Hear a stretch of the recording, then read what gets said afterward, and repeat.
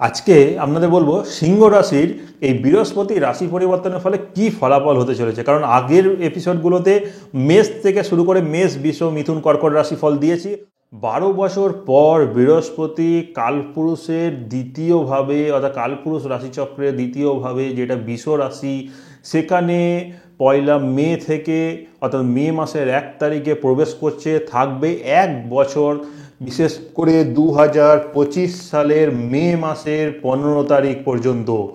অর্থাৎ একটা বছরের সময়, অর্থাৎ 12টা মাস, 12 বছর পর বৃষ রাশিতে বৃহস্পতির গোচর হচ্ছে। খুবই গুরুত্বপূর্ণ 12টা রাশির জন্য।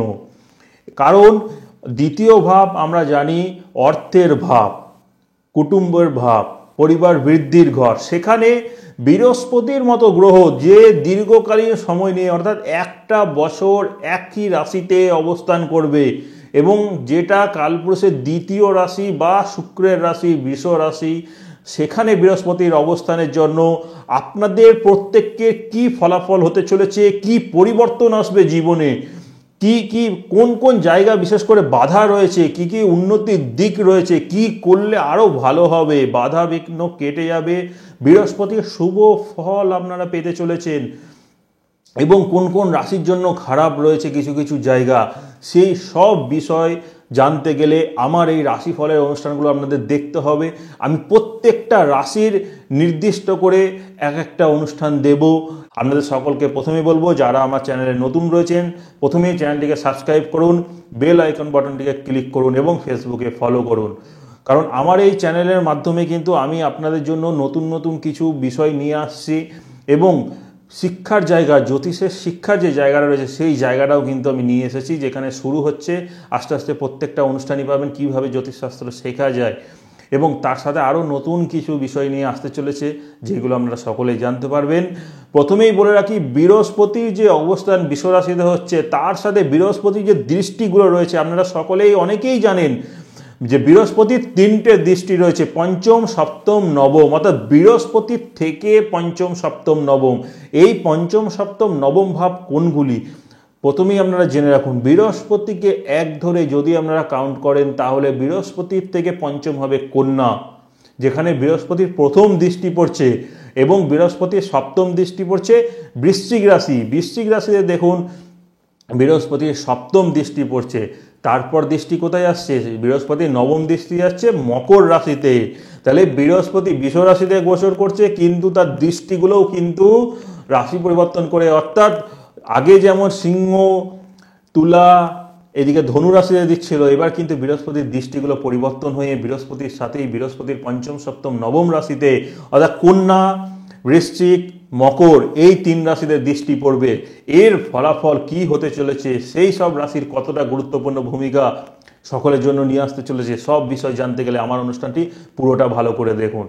আজকে আপনাদের বলবো সিংহ রাশি জাতক জাতিকাদের এই বৃহস্পতি রাশি পরিবর্তন যে আপনাদের কর্মস্থানে 10মভাবে গোচর হচ্ছে, তার কি ফলাফল হতে চলেছে, দৃষ্টিগুলো কোথায় কোথায় পড়ছে, তার জন্য সম্পূর্ণ এই রাশিফল অনুষ্ঠানটা আপনাদের দেখতে হবে।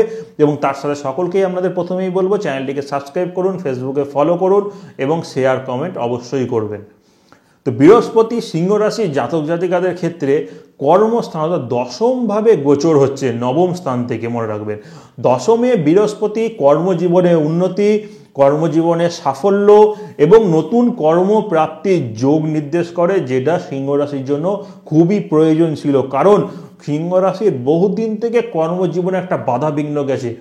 শেষের দিকে বৃহস্পতি পরিবর্তনের সময় থেকেই ভালো শুরু হয়েছে, কিন্তু এর পরের জায়গাটা আরও ভালো হবে। প্রমোশনের যোগ, পদোন্নতির যোগ সিংহ রাশির জন্য নিয়ে আসতে চলেছে বৃহস্পতি। কারণ বৃহস্পতির অবস্থান আপনাদের ক্ষেত্রে খুবই ভালো, কারণ এই বৃহস্পতি যে দৃষ্টিগুলো পড়বে সেই দৃষ্টিগুলো কিন্তু খুব ভালো। কারণ বৃহস্পতির দৃষ্টি আপনার রাশির সাপেক্ষে দ্বিতীয় স্থান, মানে আপনার অর্থের ঘরে বৃহস্পতির দৃষ্টি পড়বে।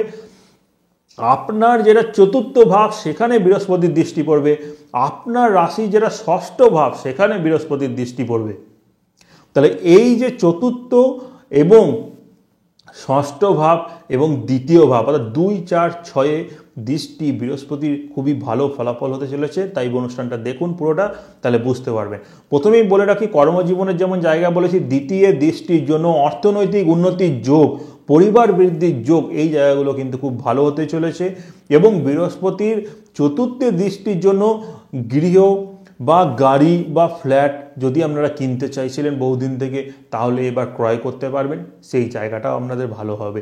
তার সাথে যারা স্টুডেন্ট রয়েছেন, বিদ্যার্থী রয়েছেন, তাদের ক্ষেত্রে শিক্ষা জীবন খুব ভালো হতে চলেছে। শিক্ষার জায়গায় উন্নতি, পরীক্ষার রেজাল্ট আশানুরূপ হবে, সেই জায়গাগুলো ভালো হবে এবং ভবিষ্যতে আরও ভালো জায়গাও কিন্তু সিংহ রাশির জন্য নিয়ে আসতে চলেছে। তাই বৃহস্পতির রাশি পরিবর্তন আপনাদের ক্ষেত্রে খুব ভালো হতে চলেছে। কিন্তু আমি এই মে মাসের রাশিফলে দেখবেন আমি দিয়েছি, মে মাসটাতে শুধুমাত্র সতর্ক থাকতে হবে, কারণ রাহু মঙ্গল অষ্টমে গোচর রয়েছে। তাই দুর্ঘটনা অ্যাক্সিডেন্টের জায়গাটা মে মাসে কেটে যাবে, এর পরের জায়গাগুলো অর্থাৎ ভালো হবে পরের মাস থেকে। কারণ বৃহস্পতি একটা বছর অবস্থান করবে, তাই একটা বছরের রাশিফল এই চন্দ্র থেকে আপনাদের বিচার করতে হবে। তাই কর্মভাবে বৃহস্পতি দ্বিতীয় দৃষ্টি, চতুর্থ দৃষ্টি, এরপর হলো ষষ্ঠে বৃহস্পতির দৃষ্টির কারণে আপনারা যদি বহুদিন থেকে ঋণে জর্জরিত হয়ে গেছিলেন, ঋণ মুক্ত হতে পারছিলেন না, তাহলে এই একটা বছরে 2025-এর মে মাসের মধ্যে আপনাদের ঋণ পরিশোধ অবশ্যই হবে। তার সাথে আপনাদের শত্রুতার বৃদ্ধির জায়গাটা, যেটা প্রচণ্ড পরিমাণে শত্রুতার দ্বারা ক্ষতি, হিংসা, আক্রমণ হয়েছে, সেই জায়গাগুলো এবার সব হ্রাস পাবে। শত্রুরা অবশ্যই করে পরাজিত হবে এই বৃহস্পতির দৃষ্টির কারণে। কারণ বৃহস্পতি আপনার রাশি থেকে ষষ্ঠ স্থানে দৃষ্টি দিচ্ছে। ষষ্ঠে বৃহস্পতির দৃষ্টি চাকরির ক্ষেত্রেও পদোন্নতির যোগ দিয়ে থাকে। চাকরি যারা করছেন তাদের জন্য ভালো, নতুন করে যারা চেষ্টা করছিলেন তাদের জন্য চাকরি প্রাপ্তির যোগ রয়েছে। মনে রাখবেন, বৃহস্পতি সৎভাবে সৎকর্মের সাথে যুক্ত থাকলে বৃহস্পতি সবসময় শুভ ফল আপনাদের অবশ্যই দেবে। তাই অনুষ্ঠানটি ভালো লাগলে আবারও আপনাদের সকলকে বলছি, শেয়ার করুন, চ্যানেলটিকে সাবস্ক্রাইব করুন, ফেসবুকে ফলো করুন। এখানেই শেষ করব। এর পরবর্তী রাশির জন্য পরবর্তী যে এপিসোডগুলো দেবো, অনুষ্ঠানগুলো, সেখানে আপনারা দেখুন।